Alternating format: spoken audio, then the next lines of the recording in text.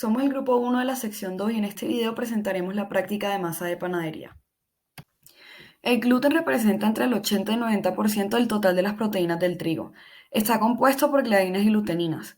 Las gliadinas son mezclas de proteínas solubles en alcohol del gluten en las que están contenidos algunos de los péptidos inmunogénicos para el celíaco, es decir, son las causantes de la intolerancia al gluten. La glutenina es la proteína responsable de la elasticidad de la masa.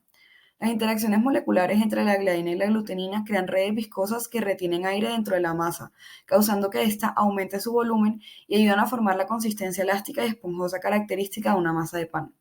El tiempo de amasado es de suma importancia, debido a que durante el amasado es cuando se desarrolla el gluten y este tiempo determina qué tan elástica y viscosa es la masa, afectando así las propiedades reológicas de esta.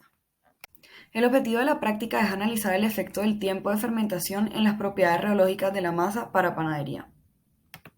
Bueno, el procedimiento de esta práctica de laboratorio se divide en tres partes. La primera es la preparación de la masa, y es que es importante porque esta masa se va a usar en las pruebas de reología y de textura del laboratorio.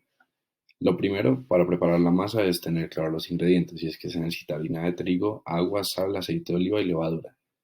Primero se mezcla la harina de trigo con el agua, la sal y el aceite de oliva, y luego se diluye la levadura en 100 mililitros de agua y se agrega esta solución en la masa. Esto se hace porque la sal puede cortar el efecto de la levadura en la masa. Y es que una vez ya que estén los ingredientes mezclados durante 10 minutos, se deben tomar pruebas de cada 20 minutos para la prueba relógica y de cada 5 para la prueba de textura. Bueno, la primera prueba que se toma es la relógica, y esta se hace mediante un reómetro. Lo primero es encender y preparar este reómetro. Y ya una vez que esté preparado, se configura el software de Rheology Advantage con el reómetro y se calibra. Una vez calibrado, se coloca el plato y el pistón y se vuelve a calibrar. Y ya cuando esté esta segunda calibración hecha, se escoge el modo de Steady State Flow y se establece un rango de cizalla entre 1 y 100. Una vez establecido, se coloca la muestra en el plato y se baja el pistón y para que éste empiece a rodar. Y ya hay que esperar 10 a 15 minutos para que se tomen los datos. Por último, se hace la prueba de textura en el texturómetro, y es que igualmente se enciende y se prepara el texturómetro y se abre el software de Exponent para configurarlo con la máquina. Y una vez configurado, se coloca el cilindro de 10 centímetros, que es el que se va a usar para hacer las pruebas sobre la muestra. Y ya cuando todo esto esté seteado, se pone la muestra en el plato del texturómetro y se da clic en iniciar la prueba. Y esto también hay que esperar a que se tome el dato, que el cilindro baje y vuelva a subir y tome el dato. Ahora pasaremos a analizar un poco sobre los resultados obtenidos a partir de los datos de este par de equipos que utilizamos en la práctica y una pequeña discusión sobre ellos. Como parte de los resultados, obtuvimos las siguientes tablas en las que observamos que la viscosidad disminuye a medida que aumenta el shear rate aplicado. Esto ocurre para ambas secciones, lo cual nos lleva a generalizar que existe una relación inversamente proporcional entre ambas. Asimismo, observamos que las muestras que fueron tomadas con tiempo mayor a cero tienen considerablemente una menor viscosidad para un mismo shear rate.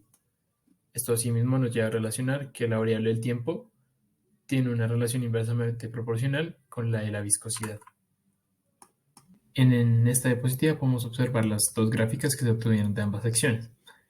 Asimismo, se observa mejor el cambio que existe desde el segundo cero a un tiempo mayor a cero, que en ambos casos es una disminución en este intervalo.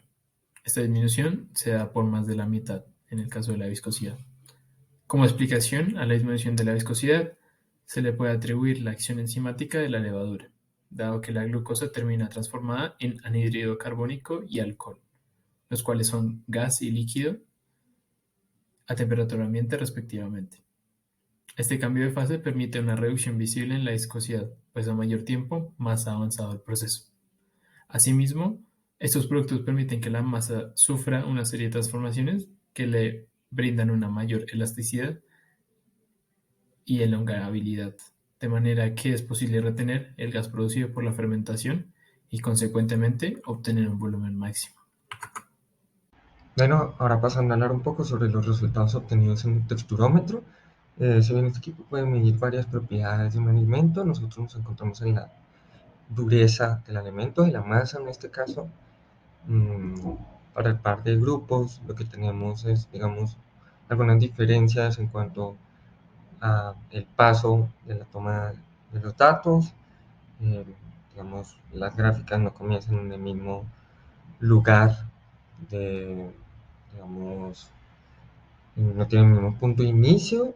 Mm, entonces, digamos, se puede establecer que son dos masas con propiedades y con cantidades diferentes.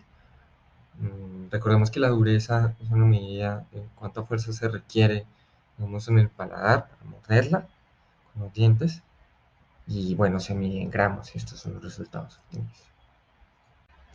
Entonces, a partir de las gráficas obtenidas de los datos del texturómetro, podemos concluir que la masa de la sección 1 es definitivamente una masa más dura, porque pues, requiere bastante más fuerza, digamos, el momento de morderla a partir de los datos del texturómetro.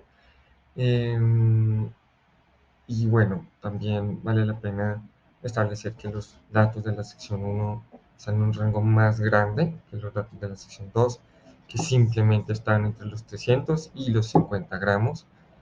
Eh, y bueno, también vale la pena recalcar que para prácticas siguientes es importante también analizar los errores que se puedan dar en la práctica, especialmente en las máquinas, y así identificar un rango de error entre los datos, tanto estos como para los otros, para estudiar la confiabilidad de los datos. Como conclusiones de la práctica, podemos decir que a medida que aumenta el shear rate, disminuye la viscosidad. Estos resultados son para las dos secciones, por ende podemos generalizar que hay una relación inversamente proporcional entre el shear rate y la viscosidad. Además, el tiempo influye significativamente en la viscosidad de la masa. Esto dado que experimentalmente podemos ver que con respecto al paso del tiempo, la viscosidad disminuye significativamente.